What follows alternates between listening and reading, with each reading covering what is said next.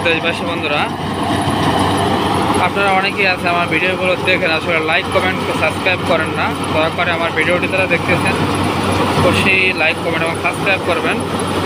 আর যাদের হারভেস্টার মেশিনের